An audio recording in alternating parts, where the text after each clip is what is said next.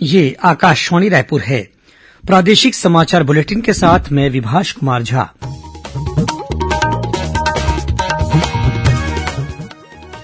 और अब पेश है आज के मुख्य समाचार।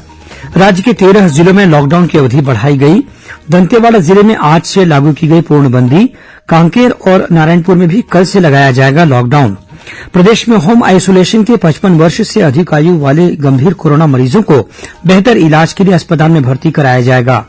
केंद्र सरकार के हस्तक्षेप के बाद दवा कंपनियों ने कोरोना इलाज में प्रयुक्त होने वाले रेमडेसिविर इंजेक्शन की कीमत घटाई। और अगले 24 घंटों के दौरान प्रदेश के कुछ स्थानों में हल्की बारिश होने की संभावना। मौसम विभाग ने 1-2 स्थानों पर आकाशीय बिजली गिरने की भी चेतावनी दी। कोविड मरीजों की संख्या फिर से बढ़ रही है, इसलिए सभी श्रोताओं से अपील है कि कोई भी कोताही न बरतें। सभी सुरक्षा उपायों का पालन करें और 45 वर्ष से ऊपर के सभी लोग बेहिचक टीका लगवाएं। सुरक्षित रहें और इन आसान उपायों का पालन करें।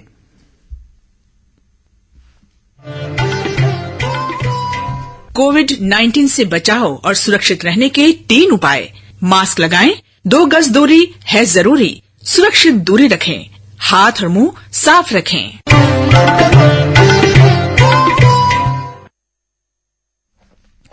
और अब समाचार विस्तार से। कोरोना संक्रमण की रोकथाम के लिए प्रदेश के 13 जिलों में लॉकडाउन की अवधि बढ़ा दी गई है। इनमें रायपुर, दुर्ग, राजनांदगांव, बेमेतरा, बालोद, बिलासपुर, जशपुर, कोरबा, गरियाबंद, रायगढ़, महासमुंद, सरगुजा और सूरजपुर जिले शामिल हैं। लॉकडाउन की इस अवधि में कुछ शर्तों के साथ आंशिक छूट दी गई है। स्ट्रीट वेंडर जिला प्रशासन द्वारा निर्धारित समय सीमा में ठेलों में फल, सब्जियां, राशन, चावल, दाल, आटा, खाद्य तेल, नमक और दूध घर घर जाकर बेच सकेंगे। इधर दुर्ग जिले में लॉकडाउन की अवधि बढ़ाने की घोषणा के बाद आज पुलिस द्वारा फ्लैग मार्च निकाला गया। इस दौरान विभिन्न चौक चौराहों पर लाउड स्पीकर के माध्यम से लोगों को 26 अप्रैल तक घरों में ही रहने की समझाइश दी गई। इस बीच दंतेवाड़ा जिले में आज से 27 अप्रैल तक के लिए लॉकडाउन लागू हो गया है। इस दौरान जिले की सभी सीमाएं सील रहेंगी। वहीं नारायणपुर और कांकेर जिले में कल 19 अप्रैल से 26 अप्रैल तक के लिए लॉकडाउन लगाया जाएगा। इधर कबीरधाम जिले में 15 दिनों का आंशिक लॉकडाउन लगाया गया है। इस तरह प्रदेश के 28 में से 26 जिलों में लॉकडाउन लगाने का आदेश जारी कर दिया गया है। प्रदेश में होम आइसोलेशन के 55 वर्ष से अधिक उम्र वाले गंभीर कोरोना मरीजों को बेहतर इलाज के लिए अस्पताल में भर्ती कराया जाएगा। साथ ही कोरोना के अलावा अन्य बीमारी वाले मरीजों को भी अस्पताल में भर्ती कराया जाएगा। यह जानकारी स्वास्थ्य विभाग में महामारी नियंत्रण के संचालक डॉक्टर सुभाष मिश्रा ने आज एक आभासी प्रेस कॉन्फ्रेंस में दी। उन्होंने बताया कि इस समय प्रदेश में कोरोना के कुल संक्रमित मरीजों में से लगभग 80% मरीजों का इलाज होम आइसोलेशन में चल रहा है।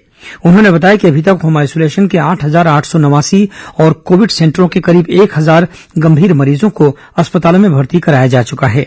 डॉक्टर मिश्रा ने बताया कि प्रदेश के विभिन्न कोविड अस्पतालों में 3,033 ऑक्सीजन सुविधा वाले बिस्तर उपलब्ध हैं। वहीं कोविड केयर सेंटरों में 2,088 ऑक्सीजन वाले बिस्तरों की सुविधा उपलब्ध है। इसके साथ ही प्रदेश के निजी अस्पतालों में ऑक्सीजन वाले बिस्तरों की संख्या को 70% और बढ़ाने की व्यवस्था की जा रही है। कोरोना इलाज के लिए इस्तेमाल किए जाने वाले रेमडेसिविर इंजेक्शन की कीमत केंद्र सरकार के हस्तक्षेप के बाद कम कर दी गई है। अनेक दवा कंपनियों ने अब इस इंजेक्शन की कीमत को घटाने की घोषणा कर दी है। इधर छत्तीसगढ़ में रेमडेसिविर इंजेक्शन की उपलब्धता सुनिश्चित करने के लिए स्वास्थ्य विभाग द्वारा निकाली गई निविदा सफल रही है और संबंधित कंपनी अगले 3 सप्ताह के लिए प्रति सप्ताह 30,000 इंजेक्शन के हिसाब से 90,000 इंजेक्शन की आपूर्ति करेगी, जिसकी शुरुआत आज से हो जाएगी। इसके अलावा कई दवा कंपनियां निजी अस्पतालों में इस इंजेक्शन की सीधे आपूर्ति कर रही हैं। वहीं छत्तीसगढ़ में ऑक्सीजन की बेहतर आपूर्ति बनाए रखने के लिए भी राज्य सरकार लगातार प्रयास कर रही है। राज्य के पास वर्तमान में 243 मीट्रिक टन मेडिकल ऑक्सीजन उपलब्ध है। वहीं रायपुर मेडिकल कॉलेज को जगदलपुर स्थित एनएमडीसी द्वारा 150 ऑक्सीजन सिलेंडर दिए जा रहे हैं।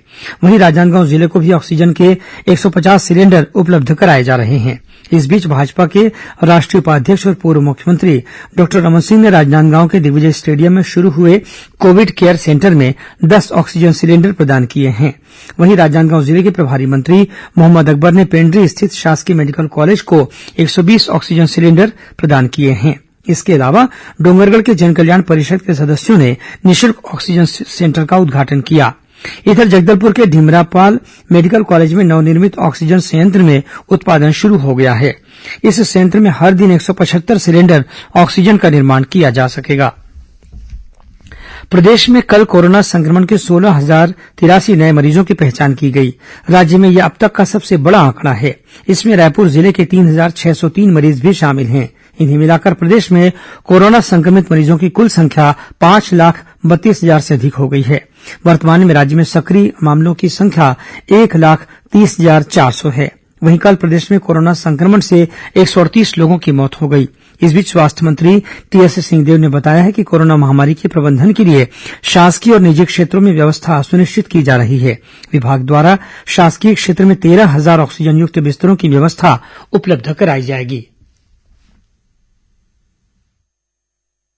कोविड के प्रबंधन के लिए सरकारी और निजी दोनों क्षेत्रों में व्यवस्था की जा रही है। सरकारी क्षेत्र में हमने करीब 13,000 ऑक्सीजन के बिस्तरों का लक्ष्य रखा है। उनकी पूर्ति के लिए काम हो रहे हैं। आईसीयू बिस्तरों के बढ़ाने के लिए पहल हो रही है। साथ ही ऑक्सीजन के जंबो सिलेंडर्स की व्यवस्था, ऑक्सीजन इंडस्ट्रियल ग्रेड जो बन रहा था उसको मेडिकल ग्रेड के बनाने के डायरेक्शन और उनके दर निर्धारण जो पहले से थे और ट्रांसपोर्टेशन के खर्चे, ये जो भी व्यवस्थाएं हैं ये सारी सरकार अपने तरफ से कर रही है। और डॉक्टर खूबचंद बघेल योजना से निजी क्षेत्र के अस्पतालों को जोड़ के जहां 20 मार्च में केवल 72 संस्थान इससे जुड़े हुए थे कोविड के संचालन से, आज 170 संस्था काम कर रहे हैं। जहां 2,035 बिस्तरें थी निजी क्षेत्र में, आज डॉक्टर खूबचंद बघेल योजना से उनको जोड़ने के बाद में 6,912 संस्थाएं काम कर रही हैं। जहां आईसीयू के बिस्तर 20 मार्च 2021 में 477 थे, वहां आज 1,836 आईसीयू के बिस्तरों को हमने निजी क्षेत्र से प्रबंधन करके जिन अस्पतालों की बेड संख्या 50 तक निर्धारित थी, उनकी संख्या कोविड के लिए कम करके उनको अनुमति दी है कि वहां उपचार वो कर सकें। और वेंटिलेटर जो निजी क्षेत्र में 166 थे, उनको बढ़ा के 510 कोविड केयर के लिए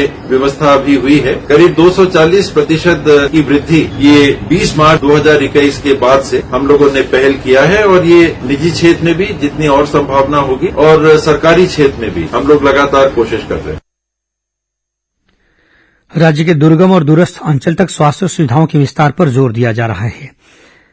साथ ही कोरोना संक्रमण से बचाव के लिए लोगों में जागरूकता लाने का कार्य भी किया जा रहा है। इसी कड़ी में जशपुर जिले के बगीचा में 150 बिस्तरों का अतिरिक्त कोविड केयर सेंटर तैयार किया जा रहा है। इसी तरह दंतेवाड़ा, कोरबा और गरियाबंद जिले में चिकित्सा अधिकारियों सहित स्टाफ नर्सों के पदों पर भर्ती की जा रही है। वहीं धमतरी जिले के प्रत्येक गांव में 20-20 वॉलंटियर नियुक्त कर टीकाकरण के लिए अभियान चलाया जा रहा है। जिले के कलेक्टर जयप्रकाश मौर्य ने बताया है कि नगरी और कुरुद में भी कोविड केयर सेंटर स्थापित किए गए हैं। इन दोनों सेंटरों में ऑक्सीजन युक्त बिस्तरों की व्यवस्था भी की गई है। उधर कोंडागांव जिले में कोरोना संक्रमण से बचाव के लिए स्व सहायता समूह की महिलाएं गांव गांव में जागरूकता के लिए दीवार लेखन का कार्य कर रही हैं। इधर राजनांदगांव जिले में जिला प्रशासन के साथ समाज सेवी संगठनों द्वारा भी कोविड केयर सेंटर खोलने के अलावा अन्य आवश्यक सुविधाएं उपलब्ध कराई जा रही हैं। इसी कड़ी में नगर निगम द्वारा मेडिकल कॉलेज परिसर के रैन बसेरा में जल्द ही ऑक्सीजन वाले 50 बिस्तरों का कोविड केयर सेंटर शुरू किया जाएगा। प्रादेशिक समाचार आप आकाशवाणी रायपुर से सुन रहे हैं और अब आगे बढ़ते हैं बाकी के समाचारों की ओर। प्रधानमंत्री नरेंद्र मोदी ने कहा है कि भारत ने एकजुट होकर पिछले वर्ष कोरोना को हराया है और हम इसे फिर हरा सकते हैं। कल शाम कोविड-19 महामारी से निपटने की तैयारियों की समीक्षा बैठक की अध्यक्षता करते हुए श्री मोदी ने कहा कि प्रयासों में तेज गति और बेहतर समन्वय की जरूरत है। बैठक में औषधि, ऑक्सीजन, वेंटिलेटर और वैक्सीनेशन के विभिन्न पक्षों पर विचार विमर्श किया गया। राज्य सरकार ने शासकीय उचित मूल्य की राशन दुकानों में सोशल डिस्टेंसिंग का पालन करते हुए राशन सामग्री का वितरण करने के निर्देश दिए हैं। सरकार ने कहा है कि लॉकडाउन के दौरान राशन सामग्री वितरण के लिए जिले के कलेक्टर द्वारा कार्य दिवसों का निर्धारण किया जाएगा। इस दौरान निर्धारित समय पर 50 से लेकर अधिकतम 80 हितग्राहियों को टोकन जारी कर राशन सामग्री का वितरण किया जाए। विभाग ने किसी भी स्थिति में उचित मूल्य की दुकानों में भीड़ की स्थिति निर्मित न हो, इसका कड़ाई से पालन करने के निर्देश दिए हैं। इस बीच रायपुर जिले में कल 19 अप्रैल से शासकीय उचित मूल्य की दुकानों से हितग्राहियों को खाद्यान्न का वितरण किया जाएगा। उचित मूल्य की दुकानों के खुलने का समय सुबह 8 बजे से दोपहर 2 बजे तक निर्धारित किया गया है। रायपुर के एक निजी अस्पताल में कल आग लगने से 4 कोरोना मरीजों की मौत हो गई। मिली जानकारी के अनुसार आग लगने के बाद मौके पर पहुंचे दमकल वाहनों ने आग पर काबू पा लिया। बाद में अस्पताल में भर्ती अन्य मरीजों को शहर के विभिन्न अस्पतालों में भर्ती कराया गया। मुख्यमंत्री भूपेश बघेल ने इस घटना पर दुख व्यक्त किया है। उन्होंने इस दुर्घटना में मारे गए लोगों के परिवार को 4-4 लाख रुपए की सहायता देने की घोषणा की है। इधर रायपुर के वीआईपी रोड पर माना विमानतल से वैक्सीन लेकर आ रही वैन और मोटरसाइकिल के बीच हुई टक्कर में एक युवक की मौत हो गई, वहीं एक अन्य युवक गंभीर रूप से घायल हो गया। राष्ट्रीय अन्वेषण अभिकरण एनआईए ने माओवादी मदवी हिड़मा की गिरफ्तारी पर 7 लाख रुपए का इनाम घोषित किया है। इस इनाम की घोषणा वर्ष 2019 में छत्तीसगढ़ के विधायक भीमा मंडावी की हत्या के मामले में की गई है। एनआईए ने पिछले वर्ष इस मामले में मदवी हिड़मा के खिलाफ आरोप पत्र दाखिल किया था। हिड़मा माओवादियों की पीपुल्स लिबरेशन गुरिल्ला आर्मी से है। यह संगठन छत्तीसगढ़ में सुकमा बीजापुर सीमा पर इस महीने के शुरू में हुई मुठभेड़ में शामिल था। इस मुठभेड़ में 22 सुरक्षाकर्मी शहीद हो गए थे। और पेश है मौसम का हाल। प्रदेश में अगले 24 घंटों के दौरान 1-2 स्थानों पर हल्की वर्षा होने या गरज चमक के साथ छींटे पड़ने की संभावना है।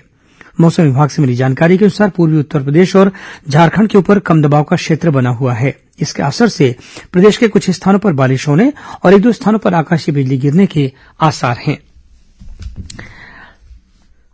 राष्ट्रीय परीक्षा एजेंसी ने इस वर्ष अप्रैल में होने वाली संयुक्त प्रवेश परीक्षा जेईई की मुख्य परीक्षा स्थगित कर दी है।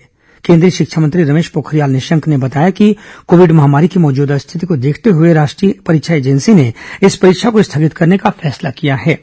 जेईई मुख्य परीक्षा के अप्रैल सत्र का आयोजन 27, 28 और 30 अप्रैल को होना था। एजेंसी ने कहा कि परीक्षा की संशोधित तिथियां बाद में घोषित की जाएंगी। नई तारीख की घोषणा परीक्षा से कम 15 दिन पहले की जाएगी। गौरतलब है कि देश के प्रमुख इंजीनियरिंग संस्थानों में प्रवेश के लिए जेईई मुख्य परीक्षा इस वर्ष 4 सत्रों में आयोजित हो जानी थी। फरवरी और मार्च में इस परीक्षा के 2 सत्र पहले ही हो चुके हैं। अंत में मुख्य समाचार एक बार फिर। राज्य के 13 जिलों में लॉकडाउन की अवधि बढ़ाई गई। दंतेवाड़ा जिले में आज से लागू की गई पूर्णबंदी। कांकेर और नारायणपुर में भी कल से लगाया जाएगा लॉकडाउन। प्रदेश में होम आइसोलेशन के 55 वर्ष से अधिक उम्र वाले गंभीर कोरोना मरीजों को बेहतर इलाज के लिए अस्पताल में भर्ती कराया जाएगा। केंद्र सरकार के हस्तक्षेप के बाद दवा कंपनियों ने कोरोना इलाज में प्रयुक्त होने वाले रेमडेसिविर इंजेक्शन की कीमत घटाई। और अगले 24 घंटों के दौरान प्रदेश के कुछ स्थानों पर हल्की बारिश होने की संभावना। मौसम विभाग ने 1-2 स्थानों पर आकाशीय बिजली गिरने की भी चेतावनी दी। इसी के साथ प्रादेशिक समाचार बुलेटिन समाप्त हुआ। नमस्कार।